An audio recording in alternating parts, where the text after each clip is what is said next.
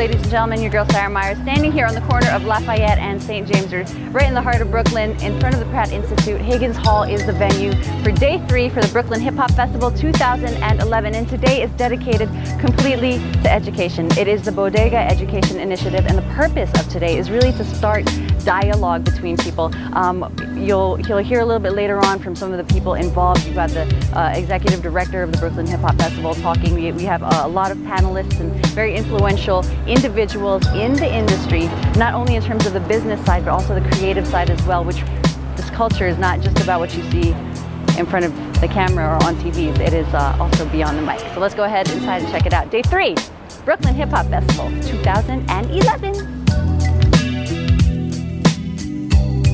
Today is about, let's just stop, let's just take a minute, but let's bring in some smart people, and we have some really sharp people on the panels today, and let's increase the knowledge. And the idea for this came from last year, where we did it all about Jay Dilla.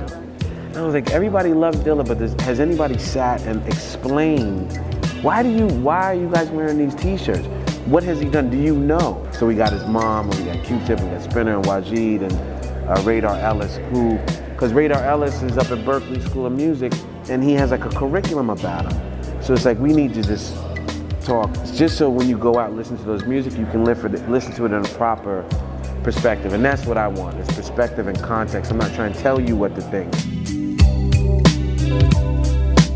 You could be hip-hop and never play a note. You know, and that's one of the things that makes it different from anything else in this world. Like, you could be a graph writer or a b-boy, and you're still hip-hop. And so that's really like one of the pinpointing things of the culture. It just so happens this culture has a soundtrack that MCs and DJs, you know, cultivate. You know, those sales are basically being taken. And when that happens, everything gets affected, like where we can record the albums, the producers we can use, the videos we can make, the marketing campaigns we could put into the project, the money that we can pay the artist to record. So if an artist can't make a living doing this, eventually it's going to take a toll on him and his craft. And if he's worrying about how he's going to pay his next bill versus being able to go into a studio for 3 to 4 weeks straight every night, being carefree, just focusing on his craft.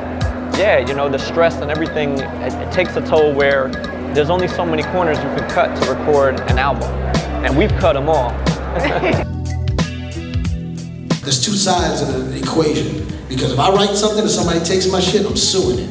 Oh, and by the way, we're still paying legal fees for the samples on Nation of Millions. We have not received a dime from that album. How can I expect them to feel the same way that I feel about hip-hop when I got in, when it was a lot different? It wasn't disposable, it was a culture, something that we wanted to live and be a part of and be the best, not just get paid. So to me, politics became the infrastructure that's necessary, the process that's necessary to protect what it is we have, our art, our economy, our money, our friends, our people, the things that we develop. You have to have somebody that'll protect it and say, look, this belongs to us, and we're going to keep it as long as we possibly can. Thank you, and enjoy the conference. So as a host, you're never really supposed to bring, your personal opinion or emotion into your line of work, but today I really, screw that, I can't help it. I was talking to the organizers of the Bodega Education Initiative coming into this, and I was like, well, what's the ultimate purpose of the event? And they said it's to touch that one person in the crowd and hope that it helps them continue to live through hip-hop. Ladies and gentlemen, I feel like today that person might have been me. A lot of people in the crowd might think it's them, but whatever it is, I hope you were able to feel it through the camera. If not, there is always next year. It's just proof that you don't necessarily have to be an MC or a DJ or anything to be part of this lifestyle or this culture. Hip-hop is all-encompassing, it is all-embracing, and it can be yours just as much as it is mine. Brooklyn Bodega TV.